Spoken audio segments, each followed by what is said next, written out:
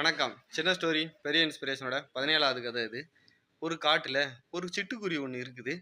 தினமும் காலையில கடவுள வணங்குது. கடவுளே! உன்னையத்தான் நான் முழுவதுமா நம்பியிருக்கிறேன். என்னைய நீ தான் காப்பாத்தணும்னு வணங்குது. ஒரு நாள் அந்த காட்டுக்கு மிகப்பெரிய ஆபத்து ஒண்ணு வருது. தீ அந்த காடு முழுவதும் பரவி, இருக்க இடமும் இல்லாம, சாப்பிடுறதுக்கு இரையும் கிடைக்க முடியாத நிலைமை வருது. இத பார்த்த மத்த பறவைகள் எல்லாம் அந்த காட்டுல இருந்து வேற பக்கம் போக ஆரம்பிச்சிருச்சு.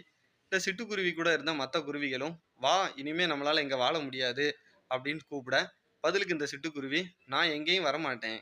கடவுள் என்னைய காப்பாத்துவாருன்னு" அங்கேயே இருக்குது.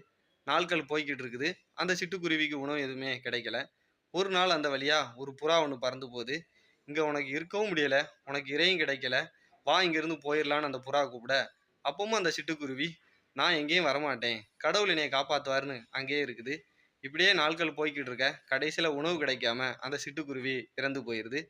இறந்ததுக்கு அப்புறம் கடவுள போய் பார்த்து ரொம்ப வருத்தத்துடன் கேட்குது. "கடவுளே!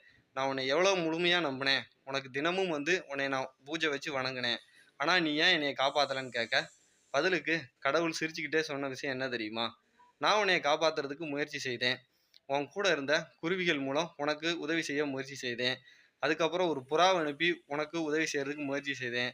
ஆனா என்னோட எந்த உதவிகளையுமே நீ ஏற்கலையே." இதே மாரி தாங்க. கடவுள் அப்படிங்கிறவர் நேரடியா எந்த உதவியுமே செய்ய மாட்டார்.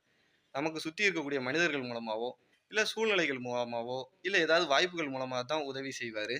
கடவுள் நம்பிக்கை அப்படிங்கிறது, அவர நம்பிக்கிட்டே சும்மா இருக்கிறது கிடையாது. அவர் இன்டைரக்ட்டா தரக்கூடிய உதவிகள நம்ம ஏத்துக்கிறது தான். இதே மாரி நெறைய இன்ஸ்பிரேஷனல் ஸ்டோரிக்கு நம்ம பேஜ் கூட இணைந்திருங்க.